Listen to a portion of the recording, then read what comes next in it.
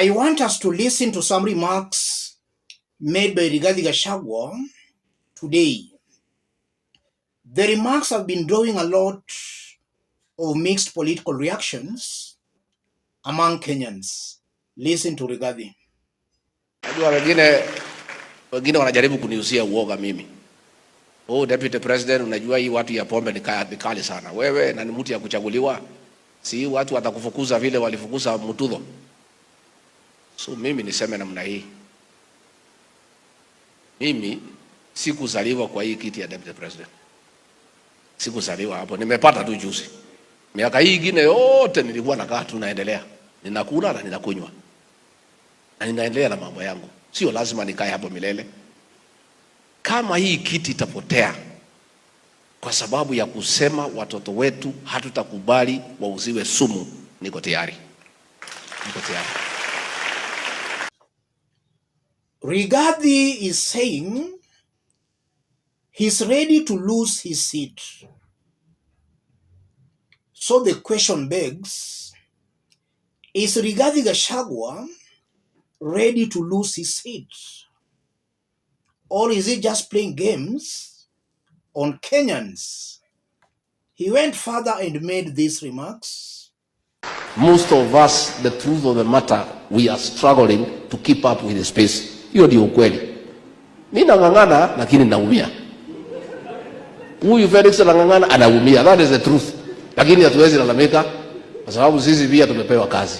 The president is working hard na tumeanza kuona matunda ya kazi yake. So tukue na subra, hii maneno itakuwa sawa sawa.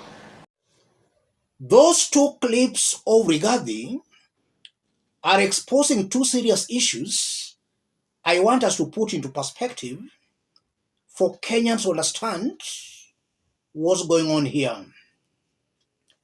The first issue, Rigathi is saying he's ready to lose his seat.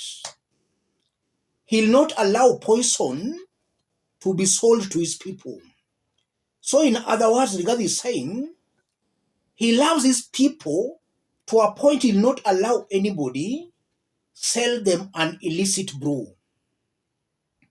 He loves them too much to allow anybody sell them an illicit brew. That's very interesting because about 3 weeks ago, some Mount Kenya residents in Nyandarua County accused those selling those illicit brews as Rigathi Gachagua's allies, individuals who financed UDA in 2022 elections. Listen to this. Na tunauliza hivi, kwa nini sisi kama wenye biashara halali ndio tunafinyiliwa na masheria? Na chang'aa bado inauzwa Nyandarua, bangi bado inauzwa. Kwanza bangi ndio inauzwa vizuri, na iko protected, inauzwa asubuhi na mchana. Na ndio tumesema hivi, hii sheria tunaipinga. Na tuseme hivi, wale watu wanauza pombe mbaya Nyandarua, tunawajua. Hawa watu walikuwa financial wa UDA.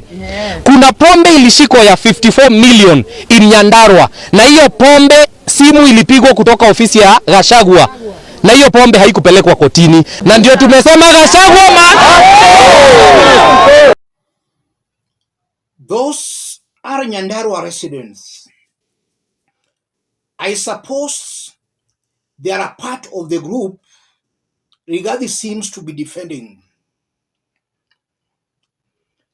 It's very ironical that the same people Rigathi seems to be defending are seeing him as part of those protecting and defending those selling the illicit brews. So I'm seeing what Rigathi is saying is not resonating very well with the ground. The ground is seeing Rigathi as the protector of those selling poison to Mount Kenya residents. And they have made it very clear in broad daylight that one illicit brew seller was arrested. A phone call came from Rigathi Gachagua's office, and that person was then let scot-free. What does that mean, ladies and gentlemen? If you look at it very objectively, before we go to the second issue, if you look at it very objectively, Rigathi is saying he's ready to lose his seat, not because of his fight of the illicit brew. Rigathi knows the ground has become very hostile to him, so he's just trying to look for an excuse, and in this case, the illicit brew. If you look at the promises Rigathi and Ruto gave to the mountain residents, most of those promises have never been kept. Rigathi is being seen as a William Ruto sycophant who is ready to auction the mountain to please William Ruto. And I'm saying that because we've seen on two major occasions when the Finance Bill 2023 was being passed and when the Housing Bill was also being passed,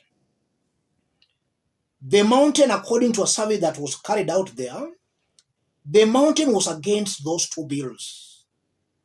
But Rigathi, with the help of Ndindi Nyoro's Kimani Chungwas, they passed that bill. Rigathi mobilized these members of parliament, and that bill was passed. So the bill was just to please Ruto, not his people, the ones he's saying he loves. The bill is actually hurting the same people he's saying he loves. So Rigathi is being seen as a William Ruto's sycophant and apologist. He has left his people. Instead of defending his people, he's disparaged to please Ruto. That's why he has become very, very unpopular on the mountain. His fight of the illicit brew is not making him unpopular. He's already unpopular. The illicit brew is just another one, but not the main one. He's already unpopular. So I'm seeing a Rigathi who is just trying to explain to Kenyans why he's unpopular. But he seems to be lying as to why he's unpopular. The second issue, Rigathi is saying that they are really struggling to catch up with the Ruto. In other words, he's saying it's very hard working with Ruto. That's what Rigathi is saying. So why is he making those remarks? Even though he's trying to sugarcoat them, Rigathi just means that he's not happy in a Ruto's government. It's only that he's just trying to sugarcoat it. He's not happy in Ruto's government. And now to sum all that, I'm seeing a Rigathi Gachagua who has already sensed that Ruto will not pick him as his running mate. He has already sensed that. I'm seeing a Rigathi Gachagua who has also sensed he's very unpopular on the ground. So Rigathi is just trying to air his grievances by saying, it's very hard catching up with Ruto. Rigathi is just airing his grievances with Ruto. That confirms there is a split between Rigathi and William Samoei Ruto. And most likely, Ruto will not pick him as his running mate. And again, Rigathi is coming out to me as somebody who is talking too much. A leader, you should be very careful with what you say. Rigathi seems to be talking more than necessary. And that's not a good attribute of a leader. As a leader, you should talk less than necessary. Let me stop it there, ladies and gentlemen. If you are watching us but you have not yet subscribed, subscribe, give this video a like. Those watching us outside Kenya, Drop a comment, let us know from which part of the globe you are watching us from. And to our fans who might still not know, we are now on TikTok.